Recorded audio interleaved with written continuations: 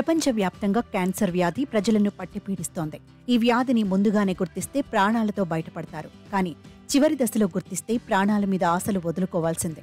అయితే ఇలాంటి ప్రాణాంతక వ్యాధిపై టాటా ఇన్స్టిట్యూట్ కీలక ప్రకటన చేసింది. క్యాన్సర్ రెండవసారి రాకుండా నిరోధించే చికిత్సను విజయవంతంగా కనుగొన్నామని వెల్లడించింది. ఈ మేరకు ఒక టాబ్లెట్ను అభివృద్ధి చేశామని పరిశోధన బృందంలో భాగమైన Tata memorial hospital senior cancer surgeon doctor Rajendra Badwe తెలిపారు.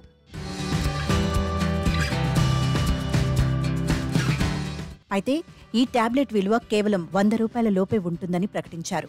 ఈ చికిత్స కోసం ఇన్స్టిట్యూట్ పరిశోధకులు, వైద్యులు దాదాపు 10 ఏళ్లు కృషి చేశారని వెల్లడించారు. పరిశోధకులు అభివృద్ధి చేసిన టాబ్లెట్ రోగులలో రెండవసారి క్యాన్సర్ రాకుండా నివారిస్తుందని పేర్కొన్నారు. రేడియేషన్, కీమోథెరపీ వంటి చికిత్సల దుష్ప్రభావాలను కూడా 50% మేర తగ్గించే సామర్థ్యం ఈ టాబ్లెట్కు ఉందని డాక్టర్ రాజేంద్ర బద్వే వివరించారు.